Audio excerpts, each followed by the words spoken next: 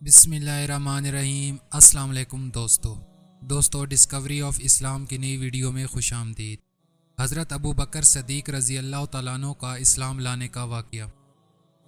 हज़रत अबू बकर सदीक रज़ी अल्लाह तआला अन्हु रसूलुल्लाह सल्लल्लाहु अलैहि वसल्लम से तकरीबन 2 साल छोटे थे। गुमान गालिब ये है कि हम उम्र, पेशे में इश्तराक, तबीयतों में यकजहती, कुरैश के अकायदे फासिक से नफ़रत और बुरी आदतों से इज्तनाब, इन तमाम बातों ने दोनों की दोस्ती को परवान चढ़ाने में बहुत अहम किरदार अदा किया। मुअर्रिखीन और रावियों में दोनों की दोस्ती के मुतालिक भी इख्तलाफ है। बाज़ ने यह लिखा है कि बैसत से पहले ही रसूलुल्लाह सल्लल्लाहु अलैहि वसल्लम और हज़रत अबू बकर सिद्दीक़ की गहरी दोस्ती हो चुकी थी और यही दोस्ती और यकजहती इन सब से पहले इस्लाम लाने का महवर हुई। लेकिन बाज़ मुअर्रिखीन का बयान है कि दोनों के ताल्लुकात में इस्तवारी इस्लाम के बाद ही हुई। इस्लाम से पहले दोनों के ताल्लुकात सिर्फ हमसायगी और ज़हनी मिलालात और रुझानात में यकसनियत तक महदूद थी। इसकी दलील वो ये देते हैं कि बैसा से कबल रसूलुल्लाह सल्लल्लाहु अलैहि वसल्लम और हज़रत अबू बकर सिद्दीक़ का क़याम मक्का के उस महल्ले में था जहाँ हज़रत खदीजा और दूसरे बड़े बड़े ताजिर सकूनत पजीर थे और जिनकी तिजारत यमन और शाम तक फैली हुई थी। इसी महल्ले में रहने के बाद हजूर अकरम सल्लल्लाहु अलैहि वसल्लम से उनका राब्ता पैदा हुआ और दोनों एक दूसरे के गहरे दोस्त बन गए। हज़रत अबू बकर सिद्दीक़ वो वाही शख्सियत हैं कि मर्दों में सबसे पहले इस्लाम कबूल किया। इमाम शबी फरमाते हैं, मैंने हज़रत इब्ने अब्बास रज़ी अल्लाह तआला अन्हु से दरियाफ़्त किया, सबसे पहले इस्लाम किसने कबूल किया? उन्होंने फरमाया, हज़रत अबू बकर सिद्दीक़ ने। इस बारे में मोहम्मद बिन इसहाक़ बयान करते हैं, मुझसे अब्दुर्रहमान रहमतुल्लाह अलैह ने हज़रत अब्दुल्ला बिन हसीन से रिवायत की है, हजूर नबी करीम सल्लल्लाहु अलैहि वसल्लम ने इरशाद फरमाया, मैंने जिस किसी को इस्लाम की दावत दी इसने कुछ न कुछ तरद्दुद और हिचकिचाहट का इजहार किया, सिवाय अबू बकर बिन अबी कहाफ़ा के। जब मैंने इन्हें इस्लाम की दावत दी तो इन्होंने बग़ैर किसी तामिल के फ़ौरन इस्लाम कबूल कर लिया। रिवायत में आप रज़ी अल्लाह तआला अन्हु के कबूल इस्लाम के बारे में मुख्तलिफ़ अंदाज़ों से वाक़यात बयान किए गए हैं। एक रिवायत में आता है, हज़रत अबू बकर सिद्दीक़ फरमाते हैं, बैसत नबवी से पहले मैं तिजारत के सिलसिले में यमन के सफ़र पर गया हुआ था। वहाँ पर कबीला अज़द के एक इंतहाई बूढ़े शख्स के पास गया जिसने आसमानी किताब पढ़ी हुई थी। इस बूढ़े ने जब मुझे देखा तो कहने लगा, मेरे ख्याल में तुम्हारा ताल्लुक़ हरम काबा से लगता है। मैंने इस बात में जवाब दिया तो इसने पूछा, आपका ताल्लुक़ किस कबीले से है? मैंने कहा, बन्नू तय्यम से।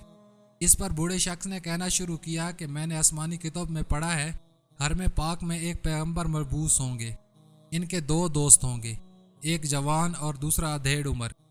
जवान मुस्तकबिल में बहुत सी परेशानियों और दुश्वारियों को रफ़ा करेंगे, जबकि अधेड़ उम्र लागर जिस्म और सफ़ेद चेहरे वाले होंगे। मेरे ख्याल में आप ही वो शख्स हैं। रब काबा की कसम, वो अधेड़ उम्र आप ही हैं। इसके बाद मैं यमन तिजारत से फारिग होने के बाद वापसी पर उस बूढ़े शख्स से अलविदाई मुलाकात करने आया तो उस बूढ़े ने कहा, मेरे पास उस नबी बरहक की शान में चंद अशार हैं, आप उन अशार को नबी बरहक की खिदमत अक़दस में पेश कर दें। मैंने कहा, मैं ज़रूर इन अशार को बारगाह नबवी में पहुँचा दूँगा। इस बूढ़े से अशार सुनकर हज़रत अबू बकर सिद्दीक़ ने याद कर लिए और मक्का मुकरमा वापस तशरीफ़ ले आए। जब आप अपने घर पहुँचे तो चंद कुरैशी इकट्ठे होकर आपसे मिलने के लिए आए। हज़रत अबू बकर सिद्दीक़ ने इनसे दरियाफ़्त फरमाया, क्या बात है, कोई नई चीज़ तुम लोगों के दरमियान पैदा हो गई है? इन्होंने जवाब दिया, इससे ज़्यादा नई क्या चीज़ होगी कि अबू तालिब के यतीम भतीजे ने उठकर नबूवत का दावा कर दिया है और हमें कहता है तुम बातिल हो और तुम्हारे आबा व अजदाद भी बातिल पर थे। अगर आपकी मदद और हिमायत इसे हासिल ना होती तो हम खुद इसे निमट लेते। चूँकि आप इसके दोस्त हैं इसलिए आप खुद इससे मिलकर मामले को ख़त्म करें। हज़रत अबू बकर सिद्दीक़ ने इन बातों को तसल्ली और इत्मीनान से सुना और इनको समझा बुझाकर वापस भेज दिया। इसके बाद हज़रत अबू बकर सिद्दीक़ काशान नबूवत के बाहर जाकर खड़े हो गए। जब हज़रत मोहम्मद सल्लल्लाहु अलैहि वसल्लम बैत अतर से बाहर तशरीफ़ लाए तो अर्ज़ की, या मोहम्मद सल्लल्लाहु अलैहि वसल्लम, ये क्या मामला है जो आपकी तरफ से बातें बयान की जा रही हैं? नबी करीम सल्लल्लाहु अलैहि वसल्लम ने फरमाया, ए अबू बकर, मैं अल्लाह का रसूल हूँ, आप मुझ पर ईमान ले आएँ ताकि आपको अल्लाह ताला की खुशनुदी हासिल हो और जहन्नम से हमेशा के लिए निजात मिल जाए। हज़रत अबू बकर सिद्दीक़ ने अर्ज़ की, ए मोहम्मद, आपके पास अपने दावे की क्या दलील है? हजूर सरवर कायनात ने फरमाया, मेरी दलील वो बूढ़ा है जिसने आपने यमन में मुलाकात की थी।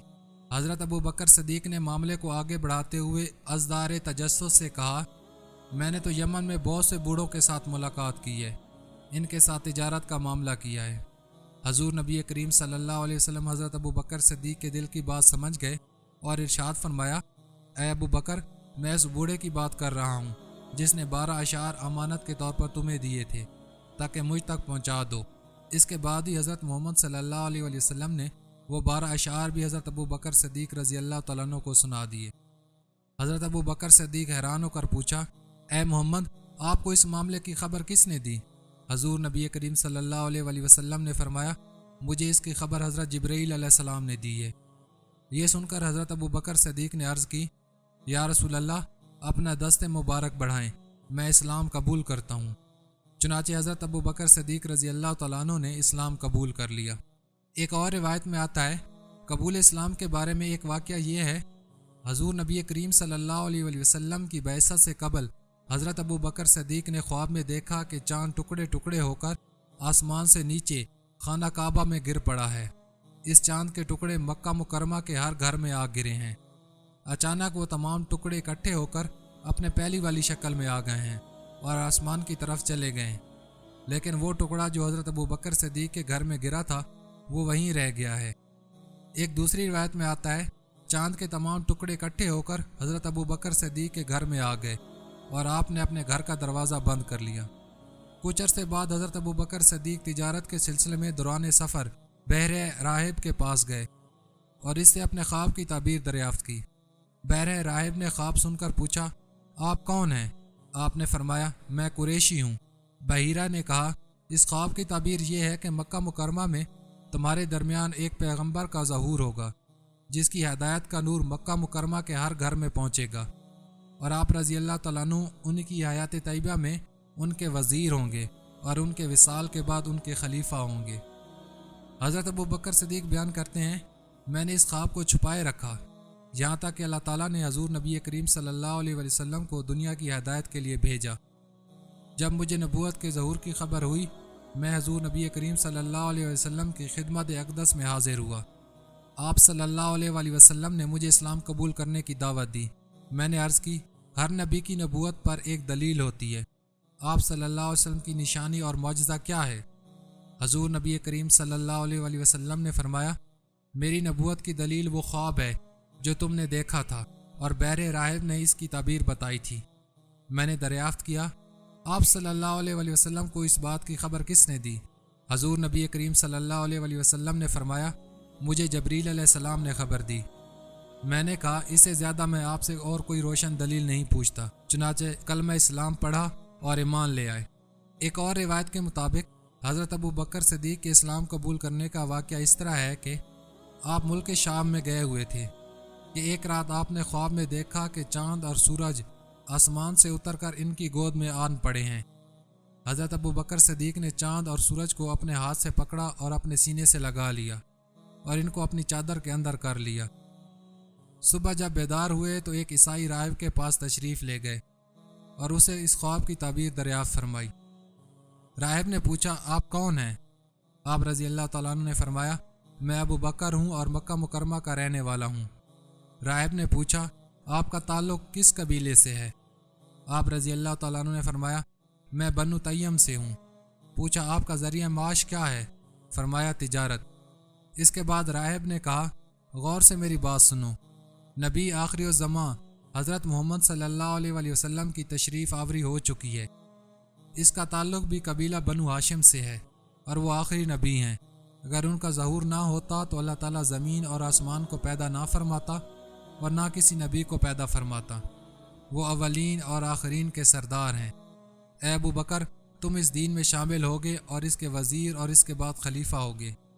ये तो है तुम्हारे ख्वाब की ताबीर, और ये बात भी सुन लो कि मैंने तौरात और इंजील में इस नबी पर हक़ की तारीफ़ और तौसीफ़ भी पढ़ी है और मैं इन पर ईमान ला चुका हूँ और मुसलमान हूँ, मगर ईसाइयों के खौफ की वजह से अपना ईमान का इजहार नहीं करता। अपने ख्वाब की ताबीर सुनकर हज़रत अबू बकर सदीक के दिल में इश्क़ रसूल का जज्बा बेदार हो गया।